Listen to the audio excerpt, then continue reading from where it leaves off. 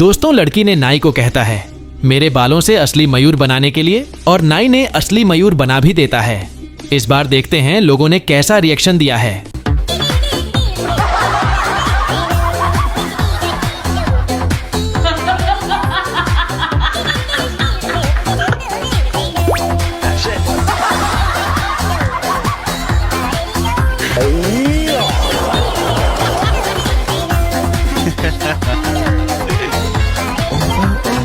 Ha ha ha ha.